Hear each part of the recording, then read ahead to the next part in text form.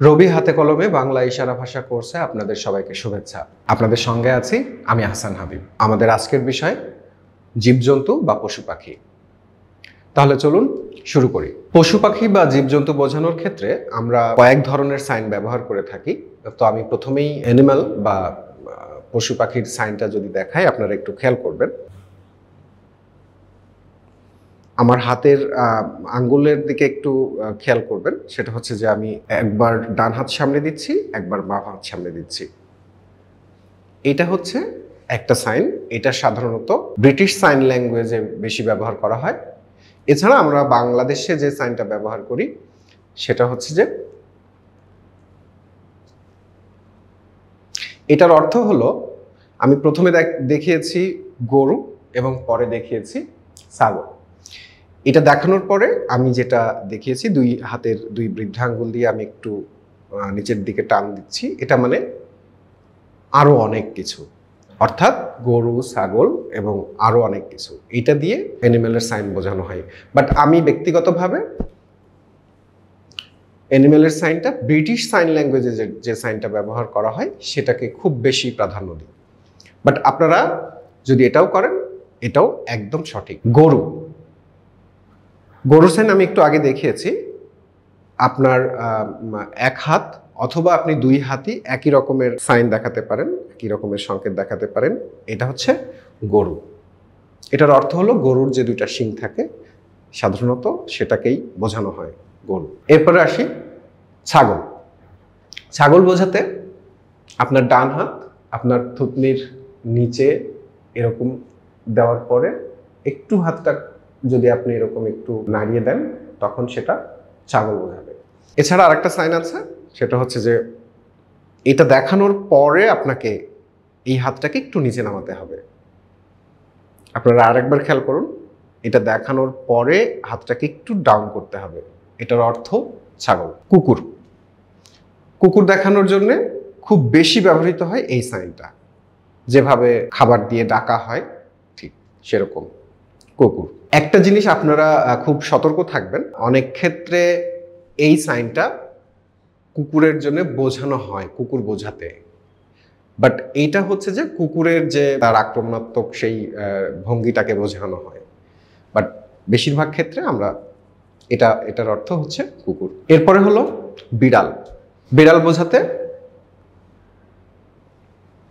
এই সাইনটা আমরা খুব বেশি ব্যবহার করে থাকি। আপনারা যদি আমার হাতের দিকে একটু খেয়াল করেন, আপনার এই দুইটা আঙ্গুল, বৃদ্ধাঙ্গুল এবং তর্জনী আঙ্গুল, এটা দিয়ে জাস্ট এখান থেকে সামনের দিকে একটা টান দিতে হবে। এটা হলো বিড়াল। এছাড়াও বিড়ালের আরেকটা সাইন ব্যবহার করা হতো, বাট সেটা এখন খুব কম ব্যবহার করা হয়। সেটা হলো, এটার অর্থ বিড়াল। এটা এখন খুবই কম ব্যবহার করা হয়। তো বেশিরভাগ ক্ষেত্রে আমরা বিড়াল বোঝাতে এই সাইনটা ব্যবহার করি। এরপরে ঘোড়া।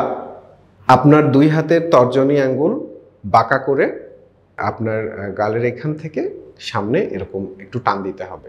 এটার অর্থ হলো ঘোড়া। আমরা যখন খুব বেশি দ্রুততার সঙ্গে কথা বলি, তখন আসলে শুধু এটা দেখালেই আসলে ঘোড়া বোঝা যায়, এই পর্যন্ত আর দেখানো লাগে না। কিন্তু কেউ যদি আপনাদের সামনে দেখায়, তখন সেটা বুঝে নিতে হবে যে এটা ঘোড়া বোঝাচ্ছে। তারপরে বাঘ বোঝানোর জন্য আপনার দুই হাতের এই থামটাকে আপনার একটু বাঁকা করতে হবে, আঙ্গুলগুলা, এবং একটা সামনের দিকে যাবে, একটা পেছনের দিকে আসবে।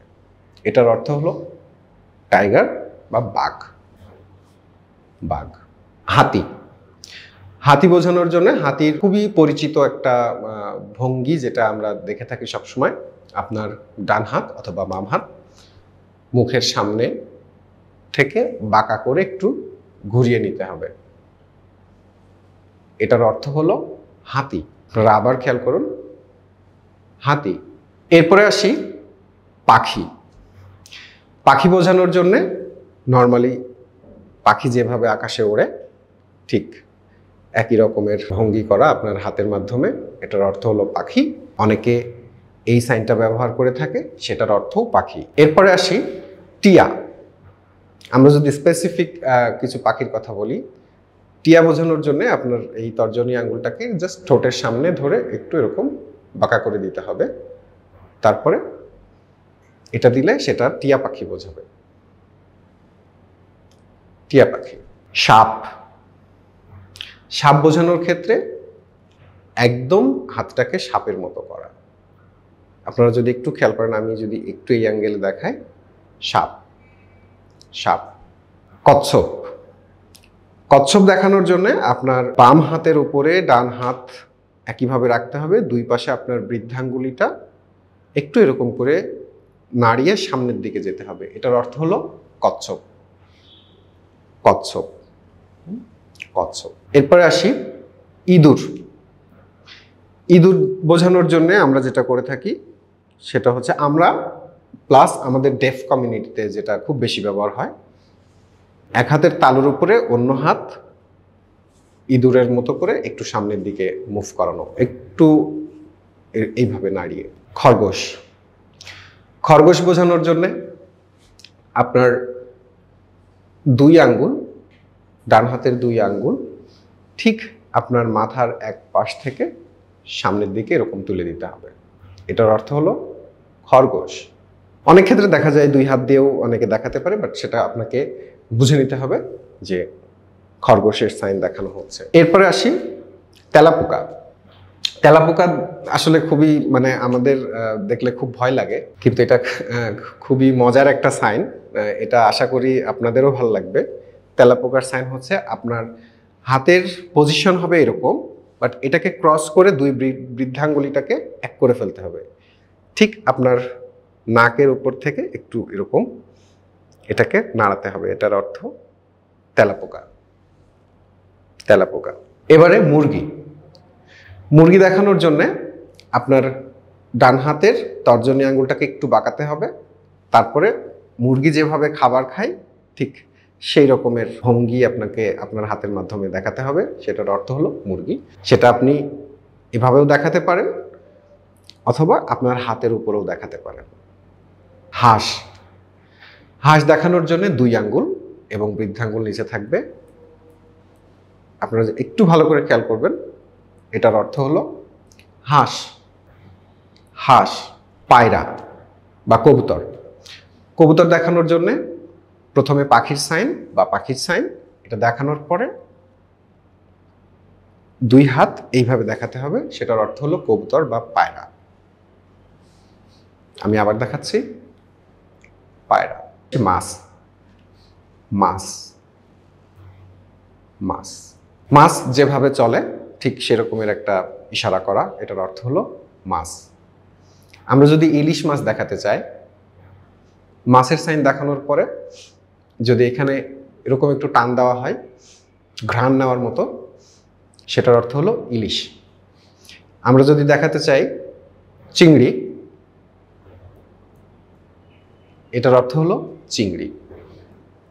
চিংড়ি। চিড়িয়াখানা। চিড়িয়াখানা দেখানোর জন্য সেটা হচ্ছে যে এখন আপনি নিজেও হয়তো এটা করতে পারবেন। আমরা যেটা দেখিয়েছি, প্রথমে দেখালাম অ্যানিম্যাল, এটার সঙ্গে যদি আপনি এই সাইনটা অ্যাড করেন তখন সেটা চিড়িয়াখানা হয়ে যায়। আমি আবার দেখাচ্ছি, এটার অর্থ অ্যানিম্যাল, এর সঙ্গে যখন আপনি এই সাইনটা যুক্ত করবেন তখন সেটা চিড়িয়াখানা হবে। এটার অর্থ হলো ঘুরে দেখা, ঘোরাঘুরি করা। সুতরাং আপনি যখন অ্যানিমেলের সঙ্গে এই সাইনটা যুক্ত করে দিবেন তখন সেটা চিড়িয়াখানা বোঝাবে। আজ এ পর্যন্তই, পরবর্তীতে আবার দেখা হবে। সে পর্যন্ত আপনারা সবাই ভালো থাকুন, সুস্থ থাকুন। খোদা হাফেজ।